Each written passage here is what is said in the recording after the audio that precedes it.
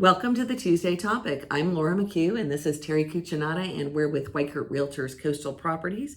And every other Tuesday, we bring you information on the housing market. And today, we want to discuss the question, are big investors really buying up all the homes today? If you're trying to find a house to buy, this may be something you're wondering about.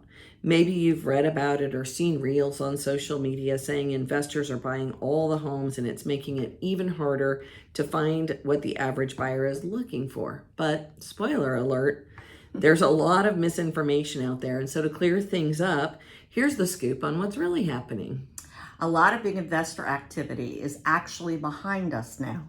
So the Wall Street Journal explains investors of all sizes spent billions of dollars buying homes during the pandemic.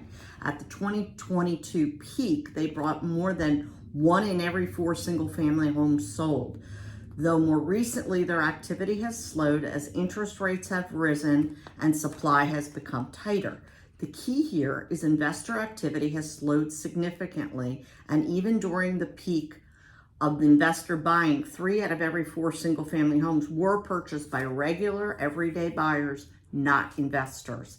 And of the investors who bought over the past few years, most weren't the big investors you might be hearing about. The vast majority were small mom and pop investors, people like your neighbors who only own a couple of homes and may even just their main residence and maybe a vacation home. So what Terry's telling you about the small investors, but let's focus on the giant mega investor firms, since that's what we hear about so often on social media right now. Mega investors are those who own 1,000+ properties. And you might be surprised to see that according to the Wall Street Journal, they don't buy all that many homes, as you can see in the graph. This graph tells us 2 things. First, institutional investors were never buying a large percent of available homes. During the peak in 2022, they only bought about 2% of available single-family homes. Second, that percentage has gotten even smaller recently, so small the number actually rounds down to 0%. So in an effort to understand that percentage is trending down, a private lender, RCN Capital, asked investors about the challenges they're facing, and here's what they found out. Investors are already facing many challenges in today's housing market, including rising prices, limited inventory, and higher financial costs.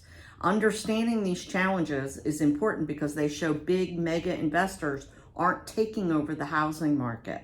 So it is important to do the research when you hear things on the news and through social media. As in this case, mega investors are not snatching up all the homes and making it impossible for regular people to buy. But as we always say, real estate is local, and certainly every local market is unique. So could some markets have more mega investors than others? Sure. So this is why it's important to connect with a real estate professional to find out just what the conditions are in your local housing market. If you've been thinking about buying a home in the South Carolina Low Country market, specifically the areas around Bluffton, Hilton Head, and Beaufort, Terry and I are more than happy to share information about the area and the surrounding neighborhoods. We are also happy to represent you in the purchase of a new home. We can help you find a new construction home or a resale. So if you are currently living here in South Carolina and are considering selling your home, we're happy to provide you with a free home evaluation so you know your home's worth in today's market. For more information about the area and specific neighborhoods, please subscribe to our YouTube channel for all of our Tuesday topics and flip-flop Friday videos. Thank you for joining us today, and we look forward to seeing you next Friday for another edition of Flip Flop Friday. Bye-bye. Bye-bye.